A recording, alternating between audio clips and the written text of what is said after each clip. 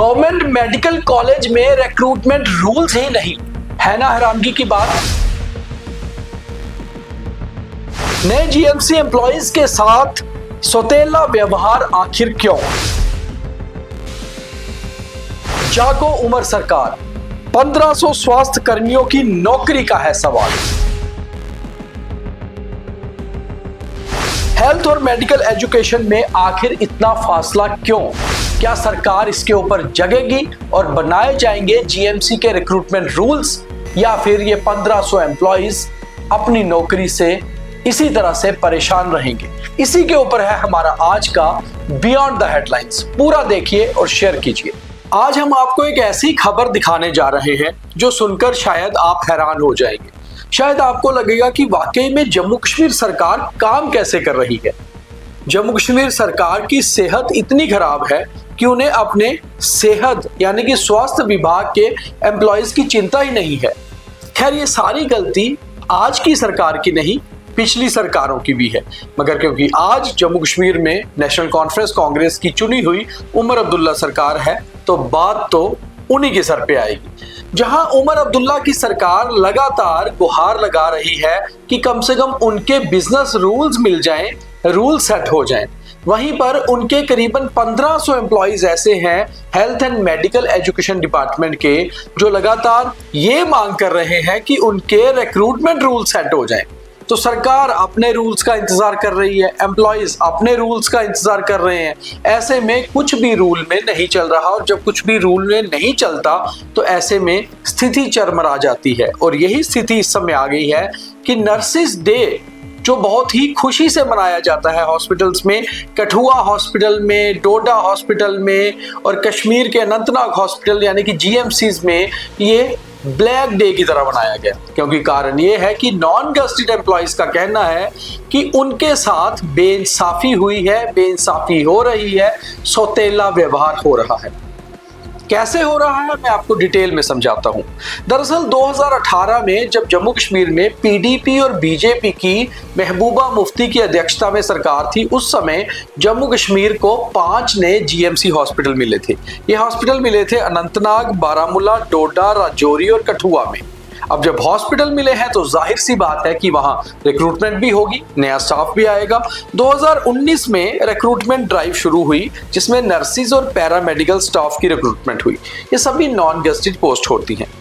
जब ये JKSSRB के तहत नोटिफिकेशन निकली और नई पोस्टें निकाली गई तो सबसे पहले जो ज्वाइनिंग होती है वो होती है क्लरिकल स्टाफ की। जाहिर सी बात है कंप्यूटर ऑपरेटर्स, क्लरिकल स्टाफ, इनका शुरू में होना बहुत ज़रूरी होता है। पहली सिलेक्शन लिस्ट 2019 नवंबर में निकली।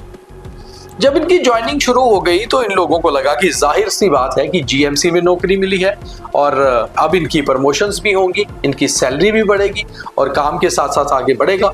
मगर 2026 आते आते ये लोग बहुत परेशान हो चुके हैं।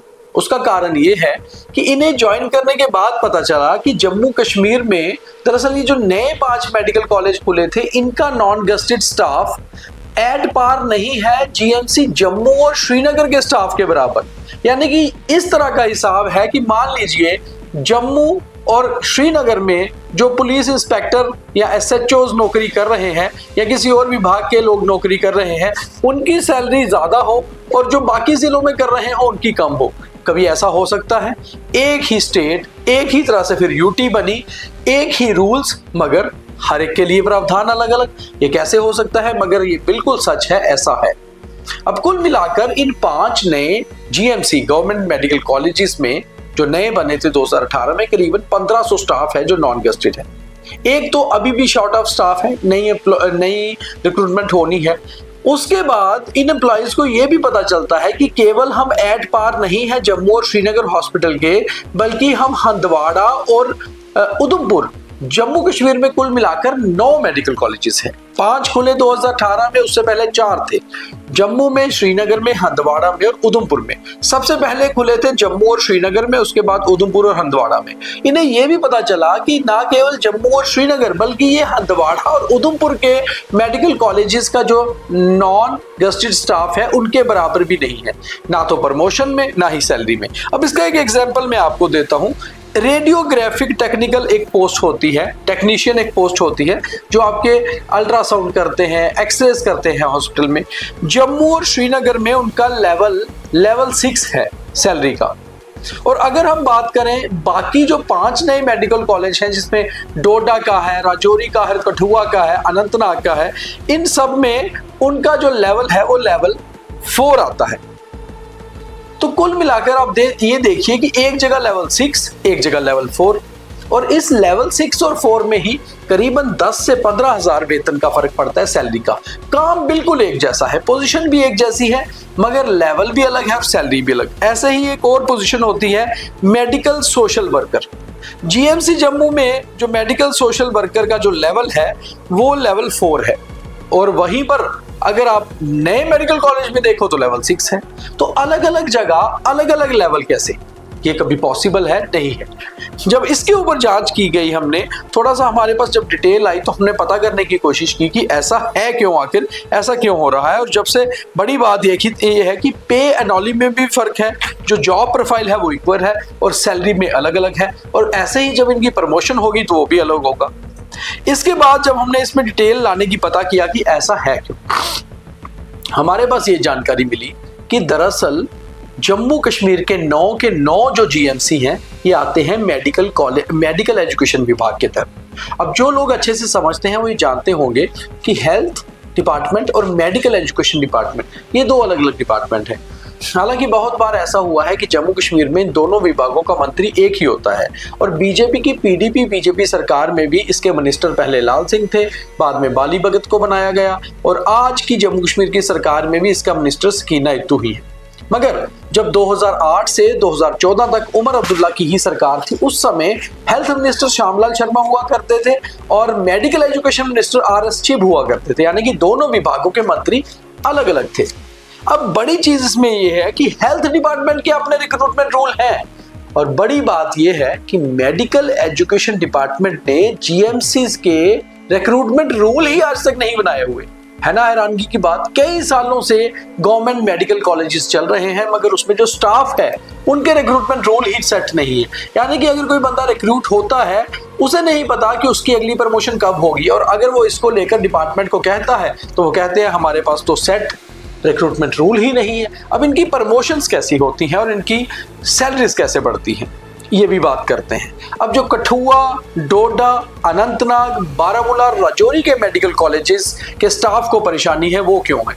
दरअसल उनकी एक तो एट पार सैलरी भी नहीं है, एट पार प्रमोशंस भी नहीं हो रही, और दूसरी ओर दिक्कत ये आ रही है जीएमसी जम्मू और जीएमसी श्रीनगर के एम्प्लॉइज इस बारे में आवाज नहीं उठाते, क्योंकि एक तो उनकी सैलरीज भी ज्यादा है, नॉन ट्रांसफरेबल जॉब है, उनको जीएमसी यहीं पर रहना है, कहीं ट्रांसफर भी नहीं होनी। और दूसरी चीज ये है कि जब उनकी प्रमोशंस या उसका मामला आता है पे बढ़ाने का, तो क्या करते हैं जीएमसी या जम्मू या श्रीनगर वाले, इसमें क्या चीज करते हैं कि इसमें स्पेशल हवाला देके इसको एग्जीक्यूटिव ट्रांसफर के तरीके से एग्जीक्यूटिव ऑर्डर निकालकर इनकी ट्रांसफर कर देते हैं। अब ये एग्जीक्यूटिव ऑर्डर क्या होता है? विद इन द जीएमसी एक ऑर्डर निकाला जाता है कि हमें 2 नए लोग चाहिए या हमें इनकी प्रमोशन करनी है फलां पोस्ट की, तो इनकी प्रमोशन करने के लिए एग्जीक्यूटिव ऑर्डर निकाला जाता है, प्रमोशन की जाती है, सैलरी को अपने तरीके से बढ़ाया जाता है और सैलरी फाइनल कर दी जाती है। अब ऐसे में दिक्कत कहाँ आ रही है? दिक्कत ये है कि जो 5 मेडिकल कॉलेज है, इनकी करीबन 1500 एम्प्लॉइज के लिए दिक्कत है। करीबन 6.5 साल इनको हो गए हैं जॉब करते हुए, मगर ना तो प्रमोशन का पता है ना सैलरी का। सैलरी मिलती जरूर है मगर बढ़ नहीं पा रही, और बढ़ने के लिए रिक्रूटमेंट रूल्स चाहिए।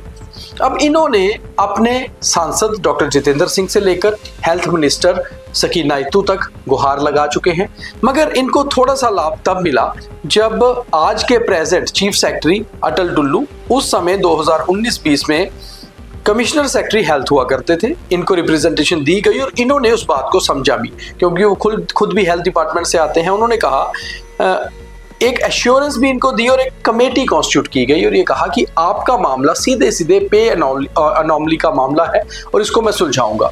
मगर फिर बीच में कोविड आ गया, अटल डुल्लू यहाँ से दिल्ली चले गए, वहां से वापस आए तो चीफ सेक्रेटरी बन गए, और तब से 6 साल से ये एम्प्लॉइज लगातार गुहार लगा रहे हैं। फिर 2024 में चुनाव हुए, इनकी उम्मीद जगी कि शायद अब सरकार आएगी तो बात होगी। हेल्थ मिनिस्टर से 2 बार मिल भी चुके हैं, उन्हें रिप्रेजेंटेशन दे चुके हैं, स्थानीय एमएलएस को भी मिल चुके हैं। ये मामला डोडा में भी सेम है, राजौरी में भी और कठुआ में भी। वैसे ही अनंतनाग और बारामूला के एम्प्लॉइज भी इसमें सेम तरीके से परेशान है। अब बड़ी बात है कि क्या मुख्यमंत्री के जहन में मामला है? जब से सरकार आई है 4 बार असेंबली सेशन लग चुका है, क्या एक बिल लाकर एक रूल सेट नहीं किए जाते? क्या रिक्रूटमेंट रूल्स नहीं बनने चाहिए जीएमसी के? क्या इसके ऊपर सरकार की कोई चिंता ही नहीं है कि आखिर ये 1500 एम्प्लॉइज जो नए मेडिकल कॉलेज में काम कर रहे हैं, इनका दोष है क्या? तो ऐसे जम्मू कश्मीर सरकार में कुछ चीजें हैं जिसके ऊपर सरकार का ध्यान केंद्रित होना बहुत जरूरी है, क्योंकि ये मामला 1500 एम्प्लॉइज की नौकरी, उनके करियर का, उनके फ्यूचर का है कि आखिर उनकी ना समय पर प्रमोशन, ना उनकी सैलरी एट पार, इनके लिए बहुत बड़ी दिक्कत है। और जम्मू कश्मीर के कुल 9 मेडिकल कॉलेज जो हैं टोटल, मैंने आपको पहले भी बताया, उनके रिक्रूटमेंट रूल्स ही नहीं है। तो कम से कम सरकार, मुझे उम्मीद है कि हमारे इस शो के, इस प्रोग्राम के जरिए जगेगी। और जितने भी लोग हेल्थ एम्प्लॉइज हैं जिनके साथ ये दिक्कत है, इस प्रोग्राम को ज्यादा से ज्यादा शेयर करिए। हम भी कोशिश करेंगे सरकार तक ये बात जाए, और शायद मुख्यमंत्री साहब और लेफ्टिनेंट गवर्नर साहब तक ये बात पहुंचेगी तो शायद इसके ऊपर कुछ सोचेंगे और इन 1500 एम्प्लॉइज का, जो बहुत ही इंपॉर्टेंट एम्प्लॉइज हैं मेडिकल कॉलेज में, उनके बारे में सोचेंगे और एक रिक्रूटमेंट रूल्स इनके लिए सेट होंगे। बहुत धन्यवाद। जय हिंद।